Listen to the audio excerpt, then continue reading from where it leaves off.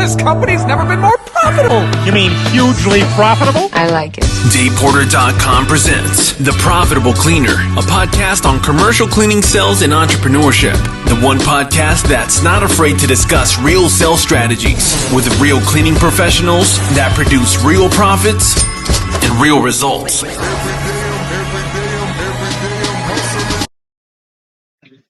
What's up, everyone? Welcome back to the Profitable Cleaner podcast. I'm James Harper. I'm super excited for today's guest, Edwin Eaton. Edwin, what's up, man? Thank you for joining me this afternoon. I think just for simple introductions, man, so I don't mix up any of your story or kind of who you are and what you do, man.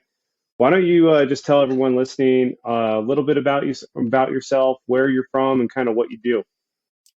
Yeah. So I'm here in the Pacific Northwest, little city called Wenatchee, right smack dab in the middle of Washington State. So we're about 2.5 hours east of Seattle. Went to college over in Seattle, University of Washington, go Huskies. But we for beer money, my college roommate's uncle called us one time and said, "Hey, I'm having trouble finding some cleaners at a couple banks. Think you guys could help out, and I'll pay you some money for beer money and stuff like that," being in college. And I was in the hospitality industry trying to get my degree, and I said, well, extra beer money, let's do it. So that's kind of how I got into the industry. And once he found some replacements to take over, he said, someday you're probably going to come back and come work for me. And I said, I'm not going to be a cleaner. That's not my career that I'm looking at doing. And so we kind of parted ways, finished college. Some things happened, and I ended up moving back to Wenatchee. And for what I was doing hotel-wise, there wasn't a lot of big hotels like in the Seattle area making the kind of money I was making there. So I actually reached out to my college roommate's uncle and said, "Hey, I'm ready. Let's do this. Let's see if we can get something rolling here in little old Wenatchee." And kind of went from there and took off. He said, well, in the beginning, he said, "I've got enough to support you for 1 month. I can pay you a salary for a month. If you can make your salary back, then let's talk. Let's see if you're really driven to do this." And took off, started asking family, friends, made my salary back and then some. And we just kind of progressed from there. A few years down the road, we just kind of butted heads a little bit. And he didn't want to expand. I wanted to expand. And so we just kind of mutually parted. Started iPro. This year, actually, July 1st will be 10 years. We've been doing it on my own. And so, yeah, that's kind of how I got into the industry. And lots of falling down and failing and learning from it and stumbling to get to where I'm at now. No doubt about that, man. It's kind of funny that you say you started this for beer money in college. I bet if I were to go listen to all 70 episodes or 70 guests we've had on, I want to say a good 30 to 40% started in college for beer money or rent, and they never saw their career being in the janitorial space. And then yet here we are, right? 10 years in. And I think it's an undervalued and underrated industry in many ways. I mean, when you're 10 years old, you don't raise your hand and say, "Hey, I want to be in commercial cleaning," but it's an awesome industry. So I want to talk to you about a little bit of your story here and dive in. You said you had to, in those early days, earn your month's salary within the next 30 days, man. So I'm assuming when in those early days, you had to go pound the pavement. You had to kind of go out there and get it. Talk to me about those early days, because we have a wide range of listeners, people that have been around for 10, 15 years like yourself, and then also probably people within their first 12 months, man. So let's kind of start from the beginning and we'll scale up to where you're at now. Sure. Talk to me about those early days, man, and what you did those first 60 days to earn that salary back. Yeah, well, it's crazy because I never had formal training in the janitorial industry. So it was just like, here you go. This is what I'll pay you. Good luck. If you make it, we're good to go. If you don't, no harm, no foul. We can both move on. So I think it was just a little bit of everything that I've done, leading up to it. So in high school, doing customer service type jobs, in college, working in the hospitality industry, learning customer service, things like that, and learning sales. And so I had a little bit of customer service and sales, which really helps. And then, so the next part is just leveraging my friends and family, right? Those are the first people you go to really help you out. Hey, I'm just starting out doing this. I know really nothing about it, but what can you do to help me? Some people have uncles, aunts that own their own insurance company or dental office and things like that. So that's kind of how it got started. But then I didn't realize that when I got the account, I didn't have any cleaners. So I had to go clean them at night and then turn around, get up in the morning and pound the pavement again the next day. So that, that went on. That first month was just almost no sleep, right? It's just, you're just constantly going, trying to do what you can to prove yourself. And we did that.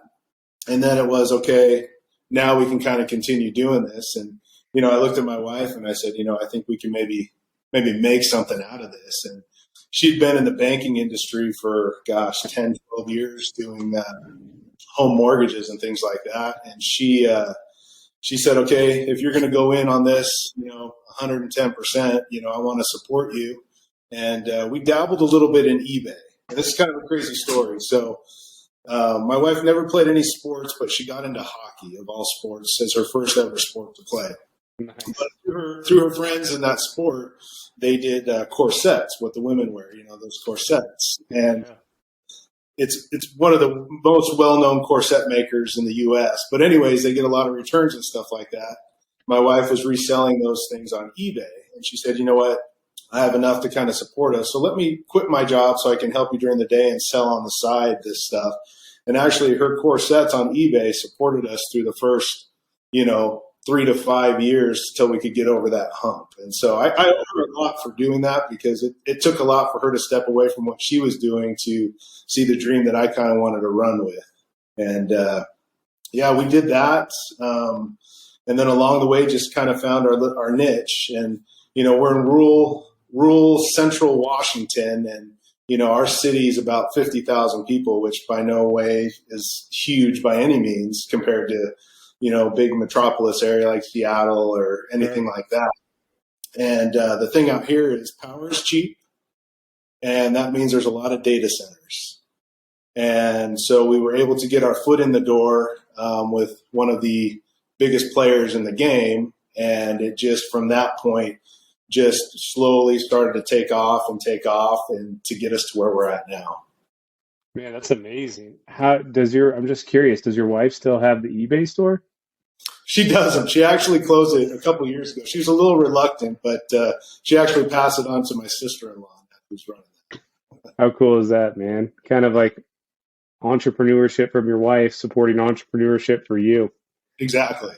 I mean, that's badass, man. I think often too, we've had like husband and wife duos on this show, and it's because like so often our partner is such a rock in those early days. And I think anyone listening, you got to make sure your partner's on board for your business to really kind of level up. So let's fast forward to today, Edwin. So you said July 1st will be, is it 10 years, your 10-year anniversary?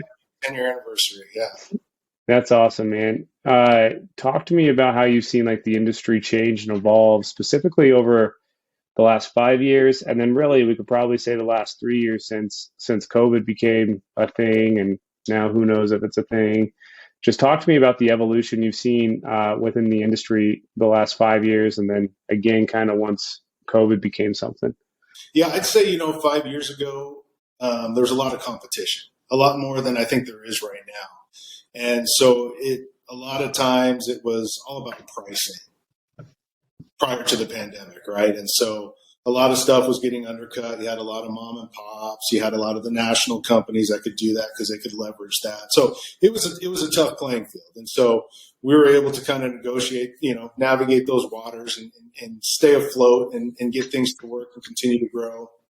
As soon as the pandemic hit, that's when it was make or break. If you were really in this and you knew what was going on, you jumped on it. You got your electrostatic guns. You got the right kind of disinfecting chemical.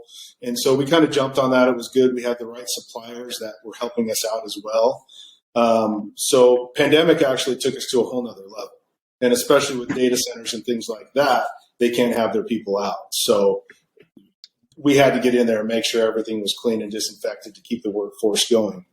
But now fast forward to where we're at today, I kind of think that's where it is too. If you made it through the pandemic, you kind of established yourself and you're kind of out there. And so people know that. And cleanliness is kind of out on the forefront now. And so it's not so much pricing as it is now, okay, this is what I need clean over and above what we used to put into our contracts and our proposals for them. Yeah, I think that's really well said, man.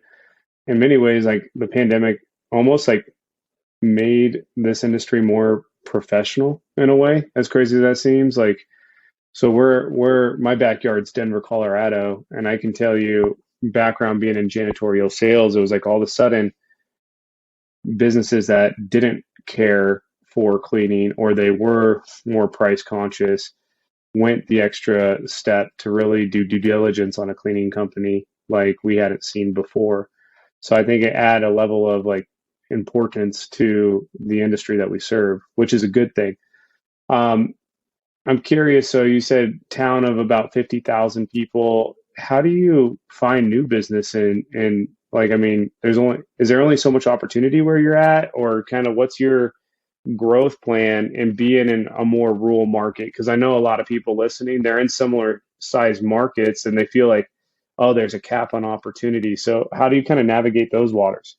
Yeah. So, I mean, there's only so much, but there are some new businesses that are coming in. But I look at like big cities, you can find accounts where you've got 2 or 3 people in for a full 8-hour shift. Here, it's more route janitorial, right? An hour here, 2 hours here, an hour there. So to be able to expand and continue to grow, you've got to look to other places. And so we go to the Seattle area. We go to Spokane, which is another big city. We've got what we call the Tri-Cities. We ventured down into Oregon. And so we've got 3 offices now. We kind of strategically place them in larger markets. But in each office that we have, we know that we can go 3 hours in each direction, north, south, east, and west, and be able to cover that radius. And so that basically gives us full coverage of Washington and Oregon, and then into Idaho as well. A lot of windshield time. I can tell you we bought some brand new vehicles. I was so proud to finally do. And for example, in 2020, we bought a brand new 2020 Toyota RAV. And just the other day, its oil change, it's over 100,000 miles already. Great.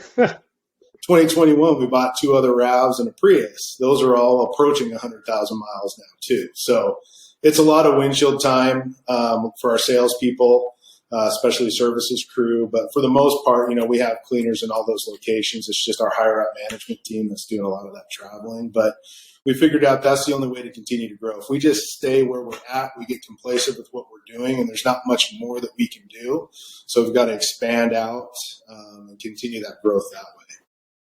I think you just said something really important there. Not staying complacent with your growth, right? It's happened within our own company before. We've seen it within our clients' companies where you get to a certain level and you're like, okay, maybe I'm content here. And then all of a sudden that contentment turns into complacency, which then turns into challenges. And it's kind of like the 3C effect, right? You're content, you're complacent, then there's challenges. At what point in your journey in the last 10 years were you like, okay, we need to expand? And what did that expansion look like? Like, how did you start implementing a second location, a third office, more vehicles, more staff? Kind of walk me through the big picture business plan, looking back, and at what timeline did that expansion happen? And how did you know it was like the right move? Sure. Yeah. Just right off the bat, probably a few months into it when I broke off on my own, there's some smaller cities about an hour, 30 minutes to an hour away. And, with the rural areas, again, with cheap power where we're at, that's the biggest thing. And so an hour away, there's some major manufacturing plants and things like that. It's like, okay, I'm not there, but it's a half-hour drive. It's an hour drive. Let's just go out there. Let's see what's going on out there. Let's start some relationships and see what happens. And all of a sudden, somebody wants a walkthrough, somebody wants a proposal, and then they sign it. And it's like, okay, let's figure it out now. Let's go. Example, I had a client at a tire shop here, and he was the manager. We've been taking care of the store for a couple of years. He got promoted, took over a regional position 6.5 hours away in Boise, Idaho. He got down there, literally called me and said, I needed you here yesterday. And I said, well, I'm not set up there, but let me drive down there and take a look at what you got going on. So the next day I drove down there just to see what it was. A huge shop. He was connected to about 7 or 8 different locations. And he said, I'll give them all to you, but I need you to be down here. And, I don't want to say no, especially when you're growing. So if there's an opportunity, and my sales guys will tell you when they say, well, we got so much going on, I always say, we'll figure out a way. Let's get it and we'll figure out a way. And so that's what I did. I went down there. It was like, okay, we got all these locations. All right, I'm going to spend, a month down here. I'll get a hotel. I'll get this figured out. I'll hire a crew. I'll hire supervisors, managers. We'll get this going. And that's kind of what I do in each of the areas that we go to. Data centers was huge. Got in a rural part of Oregon, and it was just like, okay, we want to start you here. Can you do this? Okay. And then it went from 1 site to 5 sites to 12 sites, now to 43 data centers that we're taking care of in this cluster in the city down there. That's kind of in the middle of nowhere. You just drive by on the highway and you see these massive buildings there and you don't know what they are. So, and that's just kind of what we do. And that's what I tell the sales guys as we bring them in. It's like, if there's an opportunity out there, we'll find a way to get the people we need to grow it. Even if we need to cover it from our main office or one of our other offices, in the meantime, that's what we'll do. And from that point, we kind of strategically placed our other offices, again, like I said, so you have a 3-hour radius all around north, south, east, and west, and we're able to cover a lot of ground that way. It just makes sense. Find the opportunity, explore it, and don't say no to it. I love what you tell your sales guys there. Like, we'll find a way. We have a client in San Jose, and one of their director of operations says, if it's not illegal, immoral, or unsafe, we're going to consider it. And we're going to kind of find the way, like you said. So you're mentioning sales team, sales guys. I love that. That's how this podcast was originally created. Talk to me about when you hired your first salesperson and what went into that decision, and what stage of the business were you in? Just talk to me kind of again about those early days, and then also would be curious to how big's your sales team now? Yeah, so I'd say it was probably about 4 years into it. I said, you know what, I'm selling and I'm still out cleaning, and there's just not enough time in the day. So, at some point it was like, okay, I need supervisors, I need managers. So that was kind of the first step. It was like, okay, we're covering so many areas now. I need another salesperson to come on board. So it was actually somebody that I worked with previous, and I knew their work ethic, and I knew we clicked and we meshed, and so it just worked. And literally he came in and I told him, it might take 3 months, it might take 6 months until something pops as you're learning. But once it does, your funnel's just going to be flowing through. And he listened, and that's the way it's been going. It's been nonstop. And so we've got, 4 salespeople right now. Nice. 3 offices, kind of like I said, roaming all over the place. The biggest thing that stuck with me that my wife said, she walked away from her job to do the eBay corset selling, and she was doing all the bookkeeping. Me and her were doing all the invoicing, all the HR. And we're not a big national company, and we're not, a small company. We're a little over 100 employees now. And so when you hit that threshold, it becomes a bit of a headache. There's just so many things. And so it takes me away from selling to handle certain things. And so just recently we hired an HR person. We hired another person to take care of all of our accounting. And my wife says now, and she's earned it, she says, I want to just stop. I want to enjoy, and you can run the day-to-day stuff. I just want to relax, and I'll check in from time to time. And so she's delegated all her work to, accounting and to HR to get that taken care of. But, without the support staff with us, we couldn't continue to grow. And that's one thing I see with a lot of smaller cleaning companies is they are reluctant to hire. And, if there's anything I can say, it's just do it, because it's going to make life easier and it's going to help continue to grow your business. Absolutely, man. I want to add on to what you just said there. It is a hard decision when you're making your first hire in whatever realm. Typically, obviously, you need cleaners, right? So you hire your cleaning staff and you get your feet wet there. But then when you kind of get to the management or leadership or sales level, it's really hard to pull the trigger. And I remember my first time, this actually wasn't in the cleaning realm, but it was in the sales realm. of trying to hire a salesperson. And I had the two strongest candidates, did not know which one to hire. And the best decision I made, and it was a risk and it was an investment, but we hired both at the exact same time. And to this day, both are still with that company, just crushing it. And what that did to us was it accelerated revenue and bought back double the amount of time. And it was a good lesson for me. It's like, hey, if not only did I need to hire, I realistically needed to hire twice of what I originally thought. Right. And I got twice, probably even more back in return. So it's about pulling that trigger. So I keep this on my desk. So this is from my sales guy. And so he set a record, and it's crazy. If you can see this. Yep. Days in a row. 16 days in a row with a sale, equating to over $100 and something thousand in revenue. And that's crazy. So we keep that out here. And he actually, I wrote that on his board, right? And then he took a picture of it, got it printed, and put it on my desk in the frame. Gosh. And, it's that kind of stuff that, if you're thinking about it, make that move, because, again, it's going to help you grow. And, at that point now, we're able to do a lot of fun things. I put a little, it's a button that they push when they make a sale, and it makes a cash register sound, and then they ring a bell, right? They have fun doing it. When that bell rings, something's going on. Totally. In their offices to see what's going on, and they're all proud to share what they got going on. So totally, man. I was trying to find my bell. I'm moving offices right now, so I love that, man. Let's talk about that, man. Let's talk about motivating a sales team. So many people here that listen to our show.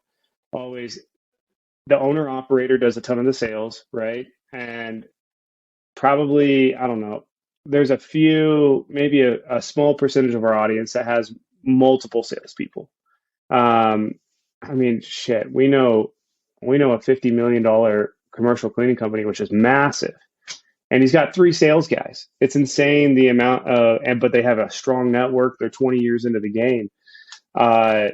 Talk to me about, you have 4 salespeople. It sounds like they're doing great. 16 days in a row with a sale. That's insane. Honestly, how do you keep them motivated? Because it's more than just money. It is. It's way more than just money, and it's a lot of it is having fun. And I didn't first starting the business. I didn't grasp the concept of company culture. And that now it's like, man, why didn't I think about this years ago? Because it makes a big difference, and it helps everybody from the cleaners to myself, all the way to the sales staff. And so a big thing that we do, and we push it on our social media, is we don't gloat about our company growing and what new clients we're getting and things like that. I see a lot of that from cleaning company owners, but we gloat about our employees that have been with us, not just for a year, but 2 years, 3 years, 5 years, 7 years, and we celebrate that. And the biggest thing from that is, they get a plaque and it says that. We celebrate it. We get them a cake, we get them balloons, we get them a gift card or an Apple Watch or something.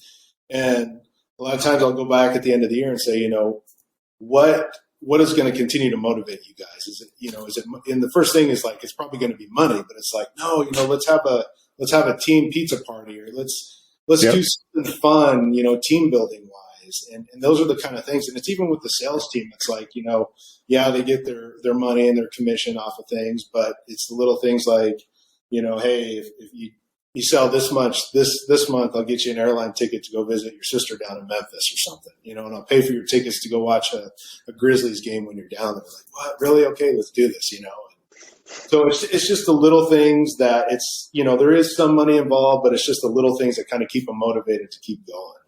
No doubt, man. I love that you just said that. We've had other people that have sales teams that do the exact same thing. Hey, we'll buy you a trip somewhere. And for those that are listening, one, connect with Edwin Eaton on LinkedIn. I can tell you, just 3 days ago, I just saw this right before the podcast. You just gave a shout out to your guy John there, who looks like he's in a rock band. 2 years with iPro building, and you just literally gave a shout out to him 3 days ago on LinkedIn. So he's not just talking about it, everyone. He's actually about it. So I love that, man. You have to connect profit with a purpose. Yeah. And the cleaners are the ones that are out there doing it all for you for the most part, making sure that your customers are happy. And so, yeah, you just got to figure out some way to incentivize them, keep them happy, create that customer culture. We've got a little basketball hoop that's in the office, and every once in a while they'll come in and I'll say, if you can make 3 shots in a row, I'll give you a gift card for coffee, or I'll pay for your gas tonight or something.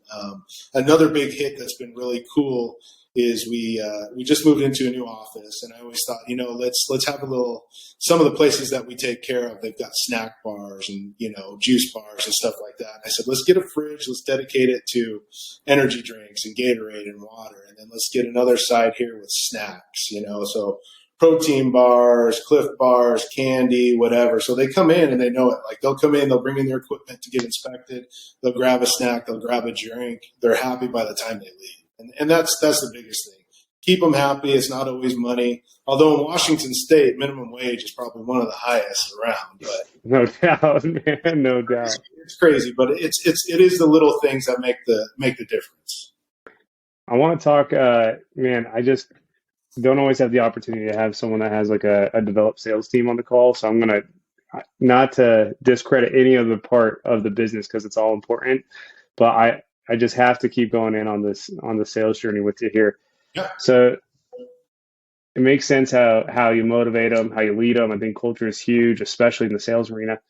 How do you train them, man? Like, if you were to bring on a sales guy today, or sales gal, what do you do in terms of training? And actually, maybe before that, like, how do you hire a salesperson? Are you looking just in someone with janitorial experience, or where are you finding your talent? So a little bit of both. So this is the part that some people that apply for the sales position, they don't like. When they come in, I'm straightforward with them. And the biggest thing is, hey, you're not going to be out selling day 1, day 2, day 3, maybe not even for the next 3 weeks to a month. You're actually going to be cleaning.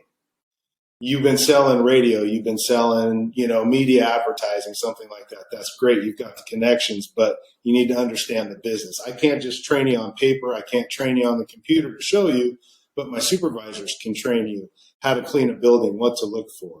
And it's going to help you know and to identify things when you do a walkthrough.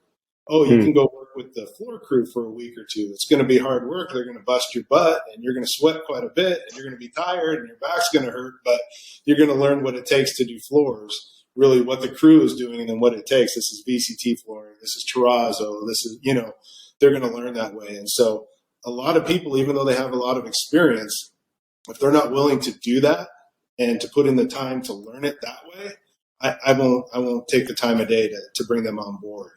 And so a lot of times it's somebody that's new to the sales industry, and sometimes it's people that have been with us for a while that say, hey, I want to take a shot at this. I know how to clean. I know sales is different, but can you show me? And then once they get through the initial 3 weeks, 5 weeks, whatever it is, then we kind of go more in depth, taking them around, showing them places, doing walkthroughs with some of the sales managers. I love that, man. I love that a lot. You got to get your hands dirty before you can go out there and you really understand what the bidding process looks like and all of that. I'm curious, now that you have a sales team developed, like, how do you guys go out there and get your leads? Obviously, I know once you have a seasoned salesperson, they develop a network and kind of a name for themselves, and it's very relational based, but how do you guys go get those new opportunities? Because your network only takes you so far. Right. Yeah. I mean, we do a lot of door knocking, a lot of cold calls. Social media is a big thing. And again, back to creating the company culture, that kind of helps with, I kind of mentioned that it helps the sales team as well. And the biggest thing is, on LinkedIn, you can see who's viewed your profile, their CEOs or presidents of companies and things like that. You can kind of see which businesses are looking at your company or at your post. So we kind of take some of that information and then, go cold call that company because they've been following us on LinkedIn. And we'll get comments from people with other industries like, hey, that's awesome, your company culture. And then, we'll hit them up that way. I know from a marketing standpoint, the biggest thing one thing that one of the largest data centers that we got was from having a marketing sign in a hockey rink. Really? And literally one of the higher ups' sons got body checked into into our sign at the hockey rink, and they just happened to be looking for a janitorial company. When they hit that, they saw janitorial, the iPro logo. They actually took a picture of it and called me like a week later, and it kind of spiraled from there, and it's on that end. But, janitorial is kind of a hard one to market because it's not always the first thing that comes to mind that people are looking at, and you actually have to go and do the digging. But, I don't know if you've heard it, the TOMA, top of mind awareness, right? So we just keep doing whatever we can. And the one thing that's really worked for us is billboards. We've tried radio, we've tried everything but billboards, and we try to strategically place them. So here in the Pacific Northwest, one of the big tire companies is called Les Schwab, and they find the best spots for their bulletin boards, And so for us, I got a call one day and said, hey, Les Schwab's had this billboard area for 20 plus years. They're going a different route. I know you've been wanting to upgrade your billboard. I got this location if you want it. I said, you know what, let's do it. Let's try it for a month and let's see what happens. He goes, no. This is a 2-year commitment. This is a high profile billboard.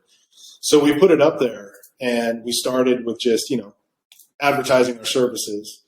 Calls started coming through like crazy. We started to kind of build in that aspect of it. But then, okay, we need employees now. Let's transition it and let's just put hiring. And we put it in English and Spanish. We have a high population of Spanish-speaking people here.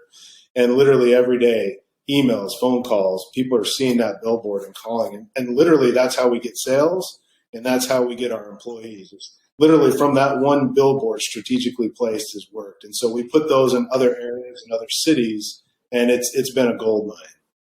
Really? That is awesome. That's the first time that's been said on this. It's not going to work for everybody, but for us, through trial and error, this has come through to be very beneficial to us.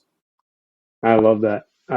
One thing I respect about what you're saying is like nothing's off limits, right? You'll try whatever. Like you think of a billboard, really kind of like old school, traditional, unsexy, but yet it's been one of your best marketing pieces when you hear about all these like Google ads, SEO, all this new shit, right? Which has its place and does work, but guess what? A billboard is just as effective, if not more, than all this other trendy stuff that you hear about. Yeah. That's amazing. So you mentioned something I wanted to ask you about. You use your marketing to also do your recruiting, which is what I love.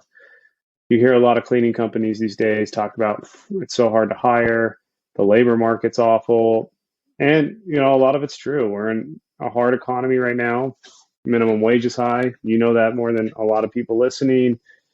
I mean, there's a lot of challenges, but it's not impossible. And I feel like there's a lot of narrative out there that it's impossible to find good help in today's economy. Talk to me about, obviously you just mentioned a billboard. What are you guys doing to find top talent at any position? Yeah. So again, being in a rural area, the biggest thing, at least in our areas, is agriculture. And we get snow here. The wintertime hits and there's nothing you can do out in the fields. And so, the agricultural workers are from spring until early fall or until snowfall hits. Then at that point, they're looking for work. And so, we'll put banners outside of our office. We'll, again, on the billboards, and we'll go to some of these packing sheds and put our cards up. And that's been awesome for us because they'll come in and we've had to hire people that speak Spanish, obviously, because I don't. So we have to be able to get the message through to them. But basically, do you want to work, 6 to 7 months, or do you want a job that's, year round? And this is what we'll pay you, and it's year round work. And so that's actually, that's work for us. So I get it. A lot of people are hiring. You just kind of have to find a spot that works. If it's out of college, we've used that before, put things up on bulletin boards in colleges. Making calls to home builders associations, to the Chamber of Commerce, and just reaching out to family and friends, and then even referrals from your current employees. So we just dig and dig and dig and try to find as much as we have.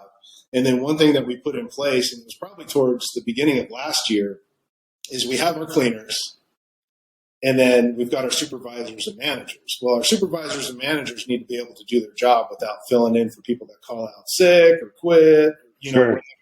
So we started adding detailers. And that was kind of what the supervisor was doing. But we said, here's the manager, here's the supervisor, here's your row of detailers, and then your cleaners are down there. And so at any given time, if 5 or 6 employees call out, the detailers fill in, everything's covered, and the supervisors and managers are still doing their job. Now, it costs a lot more to be able to do that. And I saw those on the, on the monthly bottom lines. It's like, wow, our payroll is increasing. Okay.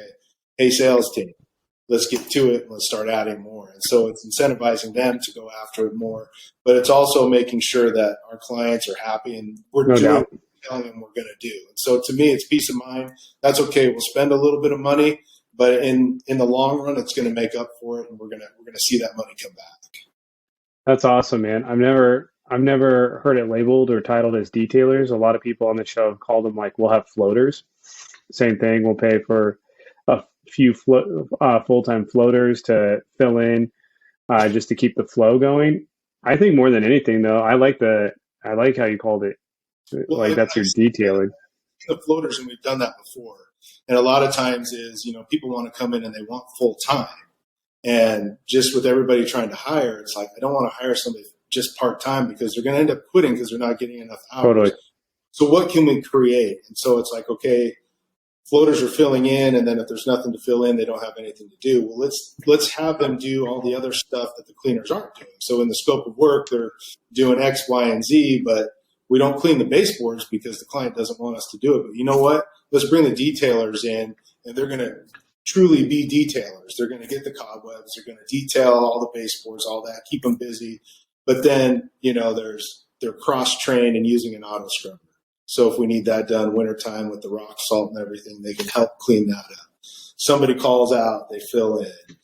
New startup happens, we throw them on there. I mean, there's all kinds of things that they can do, but really detailing is kind of their job.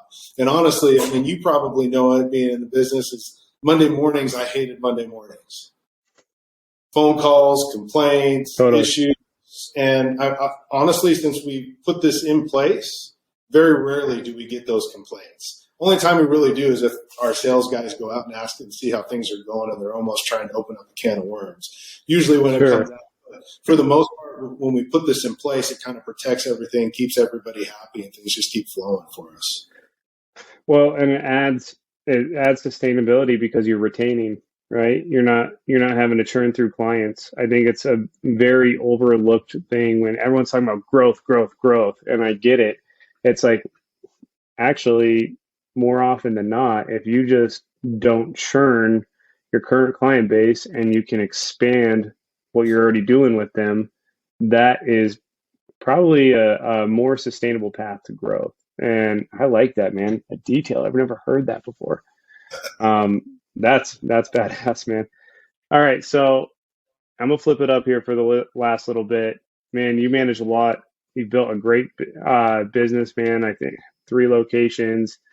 Been around now for a decade, and you literally started with nothing, and look what you've built. Yeah. How does Edwin keep you sharp? Like, what do you do on a personal level when 9 to 5's not happening to stay on top of your game? Because business owners just don't turn it off, for good and for bad. The top performers, they stay on and they do things in their outside life to stay fresh. What do you do to do that? And how do you block out the noise and turn off the chaos? Because inevitably there always will be some. Yeah, I guess, and I heard this a while ago listening to a podcast, but I kind of took it literally. It's having mini vacations, not like going somewhere, but mini vacations throughout the day. And so I strategically plan my day. I get up in the morning. I'm an early bird. I'm up at 4:45 every morning. Pandemic hit. Luckily, I had a big basement area, so I was able to get a gym put in down there when the gyms closed down. I was able to get some cheap equipment in and get it in there. And so every morning, the phone is off. It's not on. It's not with me. I go down. I don't even check it when I wake up in the morning, because if it's a really emergency, people are going to know how to get in touch with you. So I leave it charging. I go work out for an hour, and I don't think anything work. I just concentrate on myself, right? Because that you gotta clear your mind, get it right. I go and work out, get it done, get the kids up after that, get them to school, And then when I step foot in the office, okay, let's get to work. Let's check on things. But then, hey, I'm going to go to lunch. I'm going to shut it off. I'm at lunch. I'll leave my phone. I'll go to lunch, and I just disconnect from what's going on. And then, periodically, like this past weekend, my wife and I just took a trip over to Seattle, right? Just for the weekend, go have some fun and just disconnect and get it done. But you have to be able to do that. You can't just work all the time. You're going to get stressed out and get gray hair, and it's just not good. Your health is going to be part of it too. It's going to suffer if you're constantly, dealing with work left and right. And if you're good and you can get the right people in place so that these issues don't have to get to you. And luckily I've been able to find a way to do that. Like I'm the very last line of defense. And if it gets to me, then there is a major problem. But everybody else who you bring in, right? If they're your manager, you're paying them. Let's get it done. You guys take care of it. And they're able, I take the time to train them right so that they understand and they know how to diffuse a situation and handle it. And 9 times out of 10, it's no problem. They'll take care of it. But it's those little mini vacations to kind of clear your mind. Yeah, you delegate and you put degrees of separation in between you and the challenge, which is actually leadership. That's showing trust in your team to do what they're doing. I love that, man. I'm very similar. I wake up early, 4 a.m. and I'm getting after it. No phone. I literally can't think or open up my email because I'm done. I'm a victim to distraction if I open up my email. And I like you, I have kids. I mean, the morning time's sacred to me. How old are your kids, man? I've got a 20-year-old. He's my son. He's technically my stepson, but he's mine. Yeah, totally. Since he was 3, and then I've got an 11-year-old too. So they both have 11, but yeah, no. But my 20-year-old, he's actually very active in the business too. He just graduated from community college. He was doing automotive tech, but he said, Dad, I want in on the business. I want to learn this. I want to do what you're doing. And so he started from ground one. I mean, in college, he was going to school from 7 in the morning until 1 or 2 in the afternoon, coming in and working from 3 o'clock. Supposed to be off by 11, but call outs would happen. He would fill in. Sometimes he wouldn't get home till 2 in the morning. And he did this for 2 years. And I said, you're building your sweat equity into this, and you're learning, totally, and you're going to see what it's like. And he's seeing the work ethic of people. And so when he's doing interviewing now too, he knows who's going to be a good fit and who isn't. And so he's learning, which is good. And so the next step is hopefully someday he can kind of take over for me.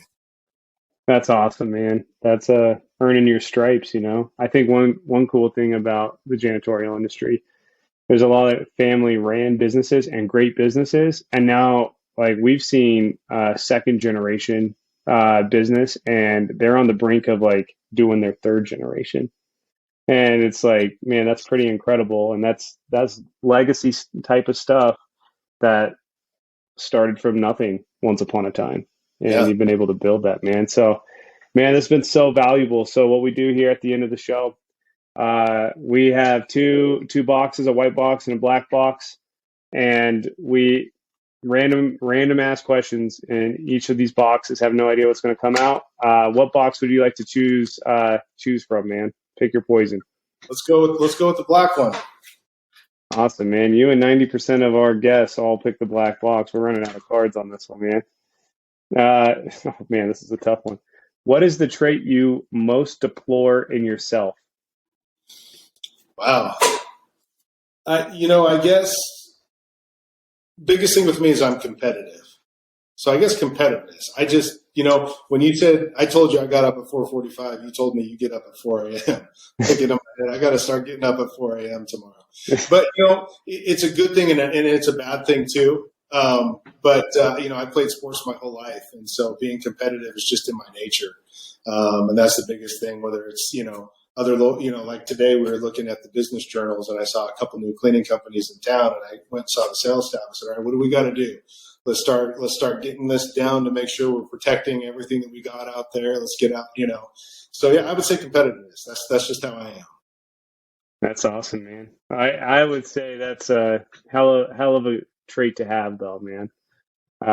More often than not, I like you. I'm competitive, athletic background, and it served me well, and it's something I'm trying to instill in my boys. And it's what we instill in our team. So good for you, man. Man, hey, if people want to connect with you after hearing this, I think it's been so valuable. Would love to have you on. I'd love to have Angel on a podcast with you, man. He couldn't be here today. He would dive in hard with you, man. But where could people find and connect with you, man? And any last words? Yeah, no, I'm on LinkedIn. You can find me there.